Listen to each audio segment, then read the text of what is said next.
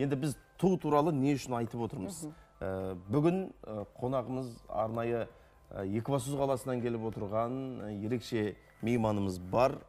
Мархабат, таныстырып өтейік. Бүгін біздің студиямызда қонақта, жаңағыны туу деп жатырмыз, Жанат Кемеңгер әлем туларын жатқа білет. 200-ден астам әлем туларын жатқа білет екен. Тамаша. Сонымен қатар Ербол Ахаев осы Кемеңгердің әкесі бүгін біздің студиямызда қонақта.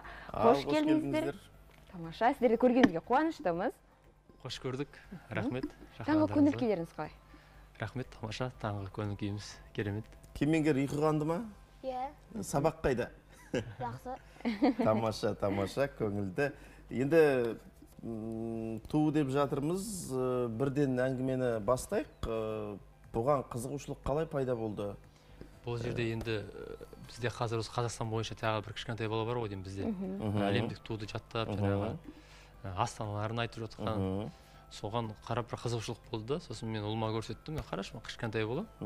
Қандай әлемнің қанша туын, астанасын біледі деп. Содан қызығушылық пайда болды да. Бірден содан кейін мен айттым, егер сен осы Азияның, Европаның, басқа мемлекеттердің туларын жаттасаң, өзіңе қалаған бір сыйлықты алып беремін деп қызығушылық тудырдым да.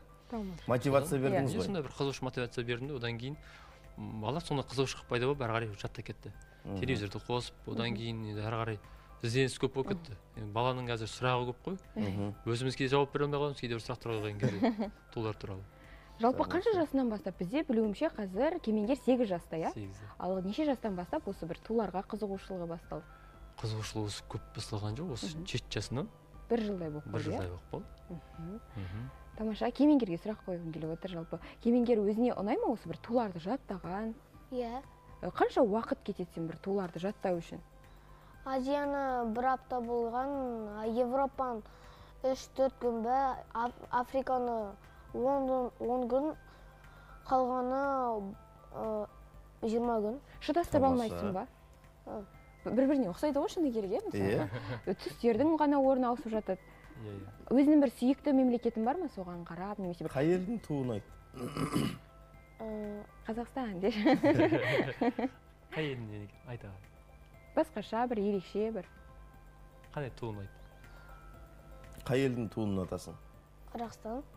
Тамаша. Негізі бала былай тұрсын, енді үлкен адамның өзі бірнеше мемлекеттің туларын шатастырып жатамыз ғой. Сіз мысалы Ресейдікі деген сияқты, Украинаныкі... Бір жерді шатастырмасам, мен өзім көп біле қоймаймын. Кейде айда сұрап отам, қай мемлекеттің туы деп сосын енді айтып жатады ғой. Мүмкін өтір айтып отқан шығар деп тексеріп қоямыз. Бір жағынан дәл келіп жатады, сосын өзім қуанып жатамын. Сол мемлекеттің туымен бірге астанасында жатқа білесің ғой, иә? Астанасы Азияны кім біледі, Европаны кім біледі, сосын тағы біразын біледі енді Астананы. Сен нешінші сыныпта оқисың қазір? Екінші сыныпта. Енді мектепте өзің достарының арасында дәл осындай әлем астаналарының туларын жаттайтын балалар бар ма? Ондай жоқ. Тамаша. Енді біз негізі бүгінгі эфирға дайындалған болатынбыз, сіздер келеді деп арнайы режиссерлар бізге сіздерге тапсырма тайындап қойды туларды. Сол туларды қазір көрсетсек. Қазір экранға назар аударайық, әлемнің туларын шығарады. Бұл қай елдің туы екенін айтып отырасың, жарай ма? Экранға қарасам болады, Кемеңгер. Әне экранда қандай елдің туы? Марокко. Келесі? Литва. Астанасын айта аласың ба? Вильнюс. Ой, молодец. Керемет.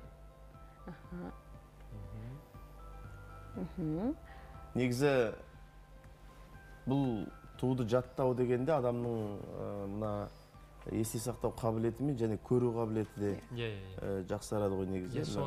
Бізде тик-токта бар ғой, мен кей тик-токта отырады, сосын мен айтамын тик-токтың ішінде де бар угадай флаг деген бар. Сосын қосып қоямыз, көрсетіп отырады, маңдайынан шығып отырады тулар. Басқа қалам, сұраймын, шығып отырады, соны айтып отырады. Соған да үйреніп алды.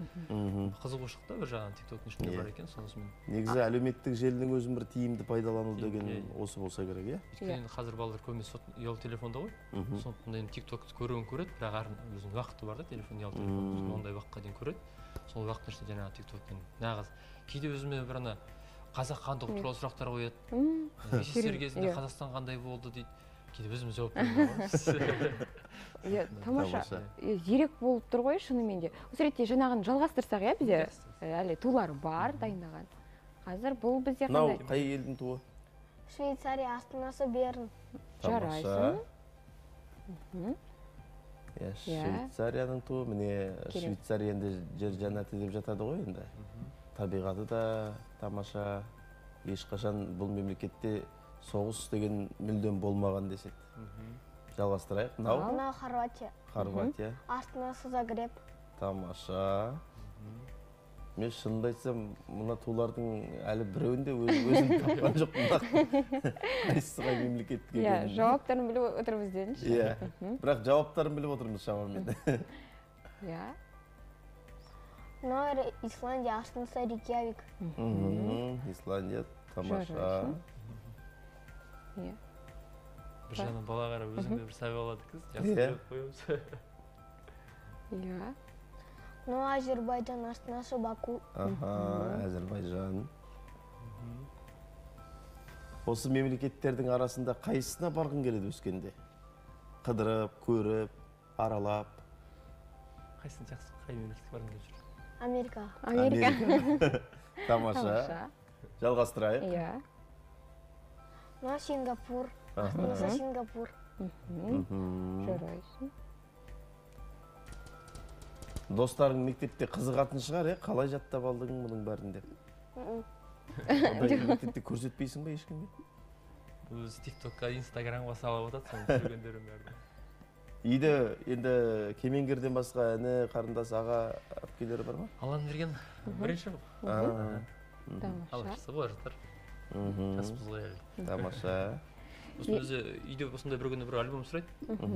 Альбом әкеп берінші, әкеліп, сосын оны қайтесің десем, жаңағы сурет салам деген секілді. Сосын жарайды деп әкеп бердім, сөйтсем жаңағы барлық мемлекеттердің туларын мынандай кішкентай қағазға кесіп өздері салады да суреттер. Оны клей әкеп бердім, оны клей қылып мына екі альбомға жабыстырдым керек. Көрейік. Көрермендерге таныстырайық. Кеңес. Ал біз қазір осы бір өзі сурет салып. Сондай суретші емес, бірақ ұқсатып салған ғой. Есінде қалғандарын. Не құрметті көрермен сіздерге. Не құрметті көрермен көрсетейік. Мына жерде енді қағазға қиып, суретін салып, одан кейін астына қай мемлекеттік екенін жазыпты. Германия, астанасы Берлин деп. Тамаша. Қазақстанның да туын көріп отырмыз. Енді негізі талабы бар, көріп отырмыз. Қазақ сіздерінің де туын астына бейнелеген екен, өздеріңіз көріп тұрсыздар. Тамаша. Шынымен де бұл бір ата-аналарға да бір ерекше жаңағы үлгі деп ойлаймын, шыны керек. Баланың бос уақытының осындай бір пайдалы іспен айналысу, жаңағы кемеңгердің ақылдылығына таң қалыптым, себебі өзі сұрап осы бір альбомды салуға деген ниеті болғанына. Ресей империясы. Бір күні әлемнің бір картасын әкеп беріңізші деп сұрады. Сосын жарайды деп алып келгем, әлгі карта енді қазір сондай енді қымбат тұрмайды ғой. Соны көрген кезде кәдімгідей бір қымбат бір сондай дүние әкелгендей бір мәз болды да. Сондай эмоциямен біз айтамыз ғой, қандай еді. Енді бір ойлап жүрміз, енді бір глобус алып берейік дегенде. Соның ішіне тауып ала берсін деп жатырмыз. Тамаша. Шынымен де ерекше. Негізі бұның өзі бір хобби ғой. Әрине, енді бір жақсы хоббидің бірі деп ойлаймын. Иә, жақсы хоббидің бірі, өйткені бұл баланың танымын, дүние танымын кеңейтеді. Қандай мемлекеттер бар екен, қандай жерлер бар екен. Болашақта мүмкін сол осы елдердің бір мәдениетін терең зерттеп, тарихына терең үңілуді көздейтін шығар. Кейде сұраймын ғой, мен айтам, бізде Қазақстан президенті Қасым-Жомарт Тоқаев мысалы, кеменің 7 тілді біледі деймін де. Сосын мен айтамын, көрдім да, міне ол кісіге жаңағы аудармашы керегі жоқ, мысалы, сол кезде қиналмайды деп. Онда мен одан да көп жаттаймын. Өзіне қызықтырып қоямын да дейді. Одан да көп жаттаймын деп қояды да. Қазір екі тіл білесің ғой, орыс тілінде де сөйлейсің ғой. Қазіргі балалар енді балабақшаға жіберсең орысша сөйлеп келіп жатады. Сосын жаңағы қызығушылық тұрып енді айтамын, осы мемлекеттердің туларын жаттасам Астанаға барамыз. Бәл Астанаға барған жоқпын, бірақ енді Алла разы айтам, күн жылынғасын Астанаға апарамын деген. Енді міне сәт түсіп біздерге келіп отырмыз, Алла разы Астанаға барамыз деп отырмыз. Иә, уәде енді халық көрерменнің алдында шығып айтып тұрғаннан кейін міндетті түрде Астанаға барады. Астанаға барғаннан кейін әсеріңмен содан кейін бізбен де бөліс жарай ма? Астанадан келгеннен кейін тағы да бір қонаққа шақырамыз. Сол қонаққа шақырған кезде дәл осы мемлекеттің тулары мен астанасын емес, енді олардың тарихын жаттап келетіндей бір дәрежеде көрейік осы жерде. Әмин, рахмет. Осы ретте Кемеңгерге сұрақ қойғым келіп тұр. Жалпы сен мына суреттерді салу барысында есте сақтау үшін салдың ба, әлде өзіне жалпы білуімше қайталанбайды тулар? Бұл жерде неше мемлекеттің туы бар шамамен санадың ба? Әлі санамын. Күнделікті саласың ба? Әлде бұрын қай уақытта бұл салынған? Жаңағы фото Қашан салдың? Қашан? Күніне 2 тудан саласың ба деген сияқты. Бұны бір 2-3 күнде салдың ғой дейме? Бір күн әкелдім, бұл ана бір нәрсені көріп алса, соның соңына дейін істеп тастаған жақсы көреді бірден. Созбай ма? Созбай. Бір күні болдым, клей бітіп қалды, клей әкеліп бердік, жарайды клей әкеліп бердік. Сосын екінші күн альбом әкеліп берді, одан кейін екінші альбом әкеліп беріп, оны толтырдық. Болды дейді бір кезде. Мен тағы да тапсырма берсем де қоямын сізді. Сондай қызығушылығы бар енді. Тамаша, бір жылдың ішінде сондай бір нәтижеге жетті, иә? Енді менің санауым бойынша 384 ту бар екен оның ішінде. Қалай есептедіңіз? 4 тудан, иә? 4 тудан, бір бетте 8, бір альбом 24, 192, енді оған тағы 192-ні қоссаң, шамамен сондай шығып тұр екен. Бұның ішінде жаңағы өзі білмейтін бе, әлі бір сонда өзінің салған бір денесі бар. Бірақ қай мемлекеттікін өзі де білмеймін, әлі 96 бір дене біре салыпты, онысы да бар айтар. Мемлекетке туны жата ма, жатпай ма, қайдан тауып алған білмеймін, көріп салып жатады. Тағы да бірнеше тулары бар, тағы да экранға назар аударайықшы. Ал Кемеңгер, бұл қай жердің туы? Непал астанасы Катманду. Қаттырақ айтшы? Мынау Непал астанасы Катманду. Непалдың туы. Иә, міне табиғатын көрсетудеміз, иә? Мынау Вьетнам астанасы Ханой. Тамаша. Тағы қандай мемлекеттікі бар екен бізде? Мынау Катар астанасы Доха.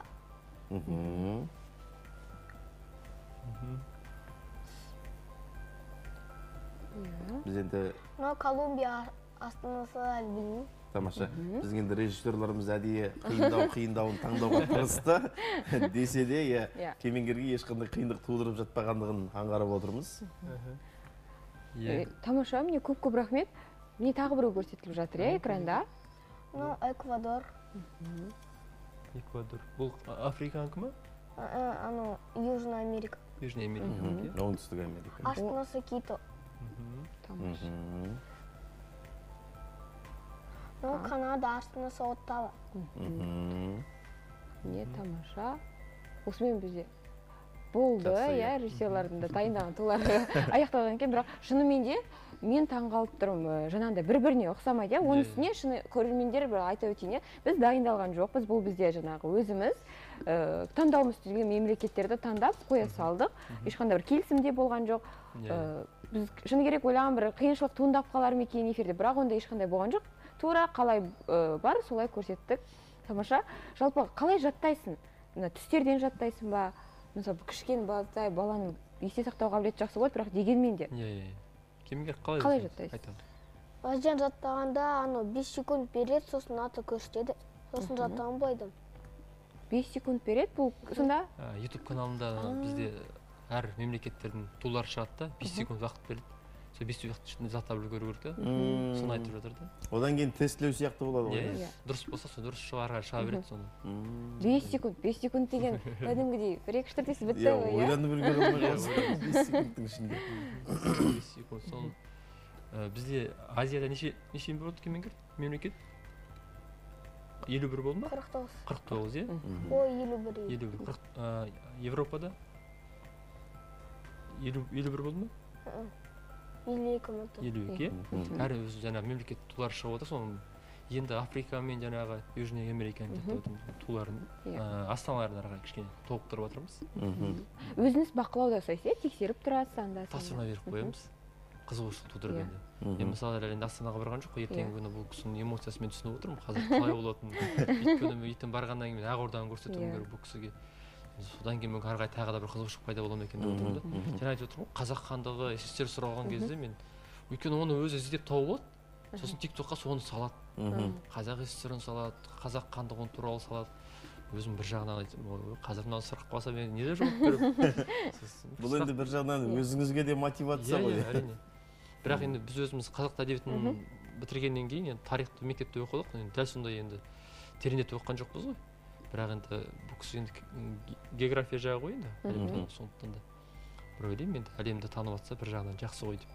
Енді тіл жағына амандық болса үйретеміз деп отырмыз, ертең шетелге шығып жатсақ, біз білмей жатсақ, баламыз тілді біліп жатса қандай мақтаныш. Қандай керемет. Жалпы жоспарларыңыз керемет екен. Тамаша. Бір өте сүбелі сұхбат болып жатыр. Бір көрерменге де бізге де бір ерекше шабыт, мотивация, болашақта неге байқап көрмеске? Былайша айтқанда бір әлемді жаңалық ашып жатқан жоқ, бірақ қарапайым нәрседен осындай бір нәтиже көрсетіп жатқаны шынымен де көз қуантады.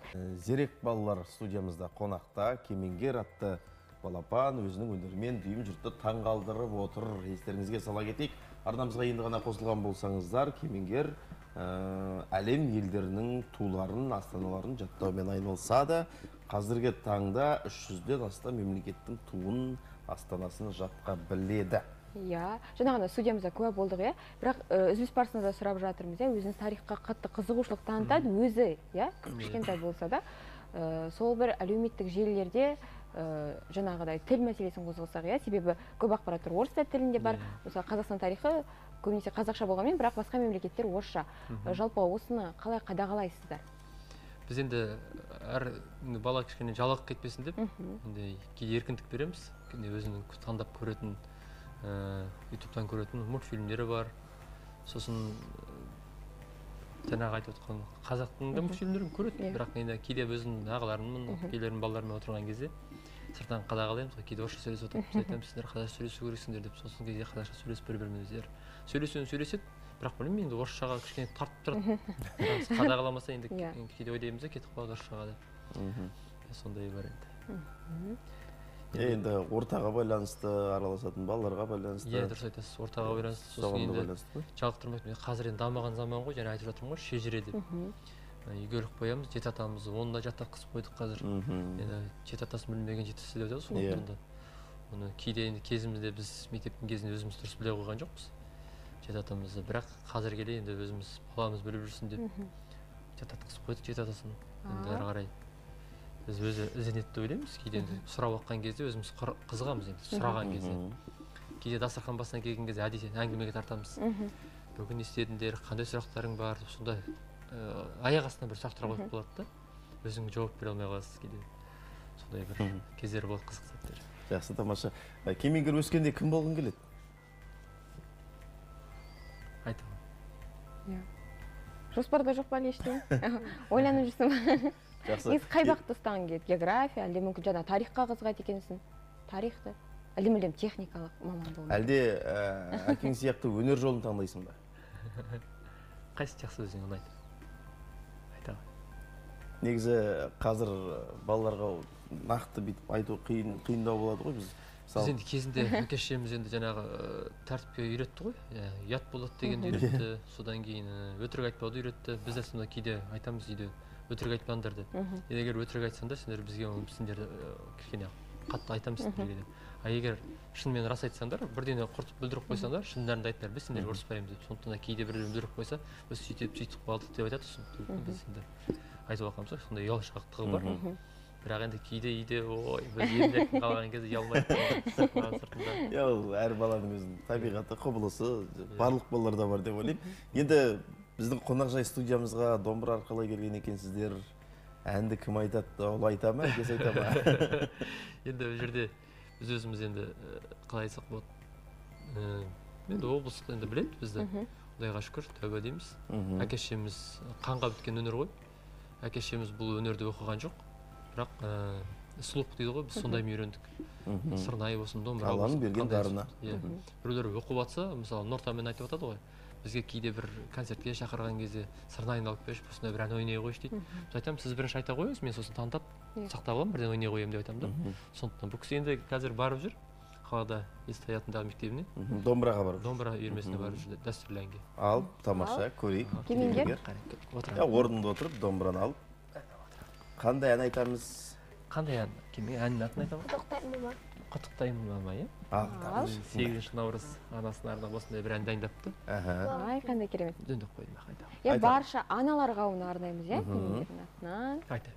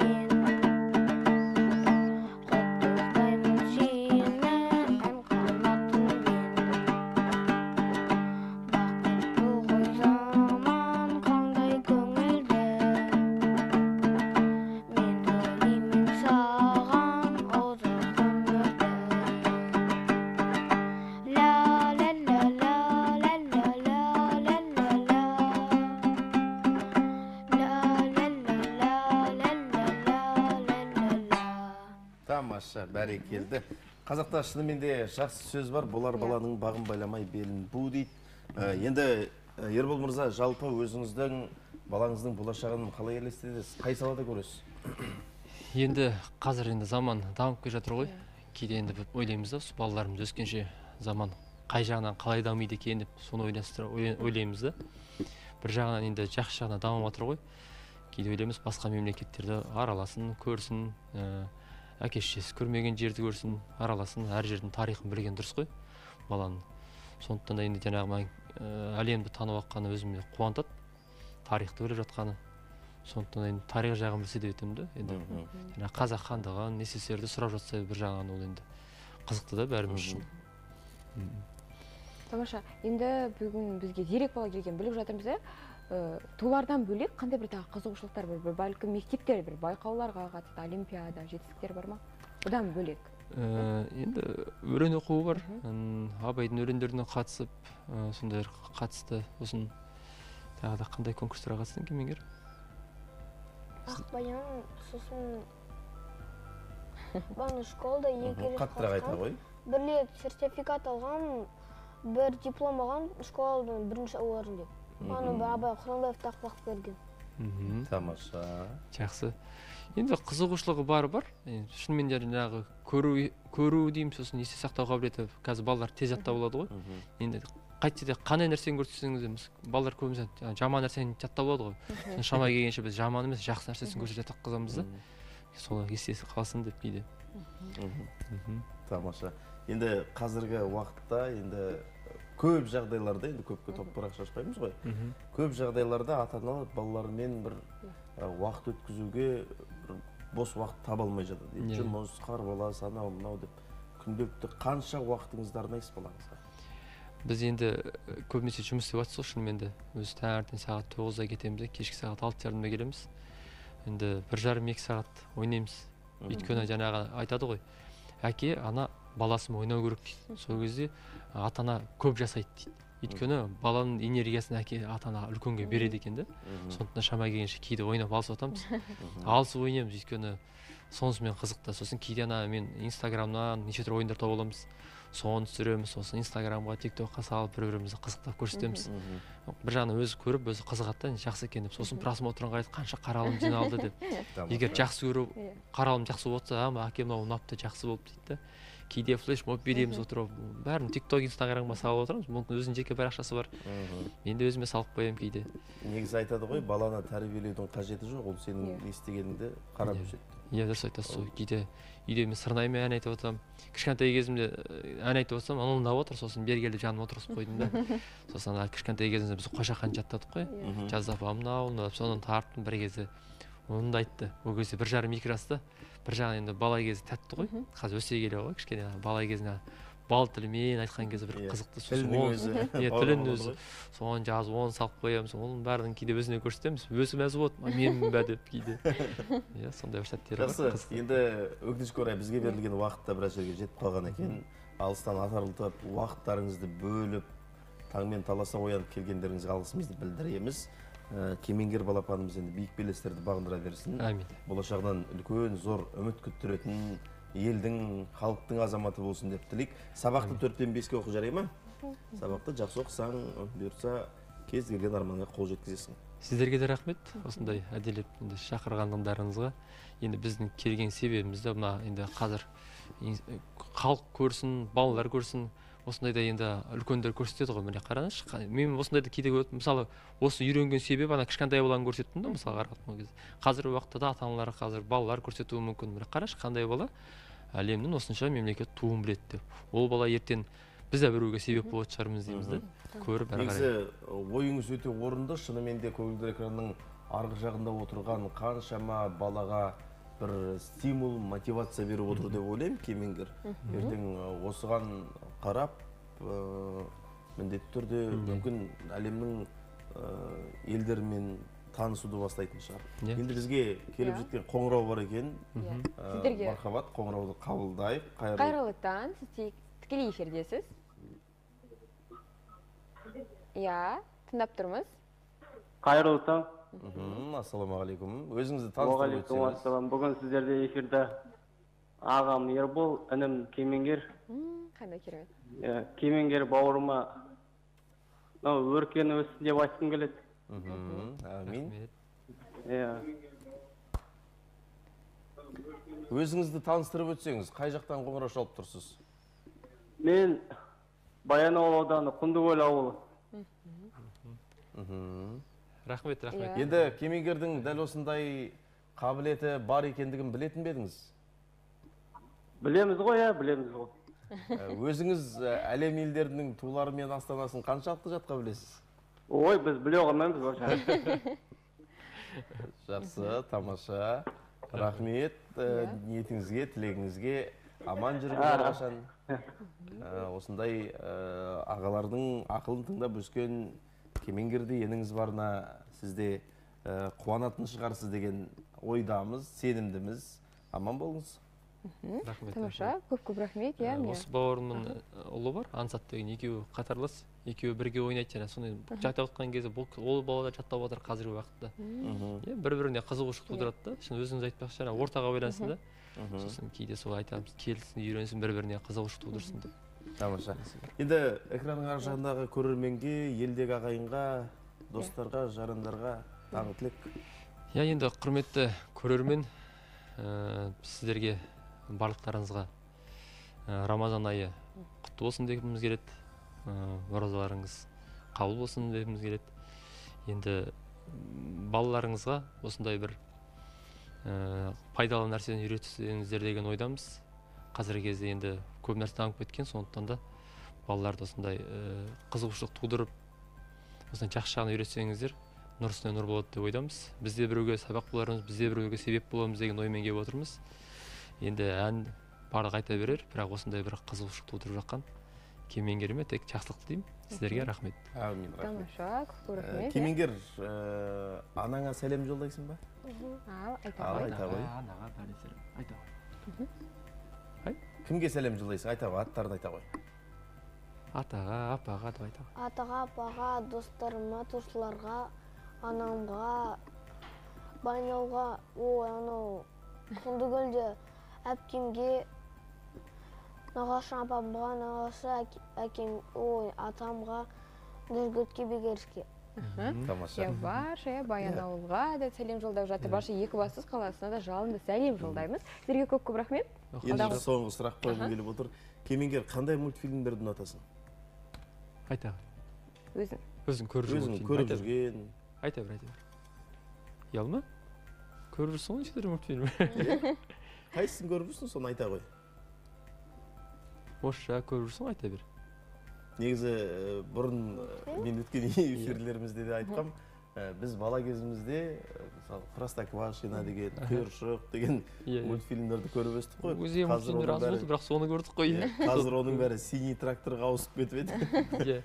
Синий тракторды кішкентай кезінде көрді. Енді біздің де балалар көріп өсті ғой қазір. Мультфильм туралы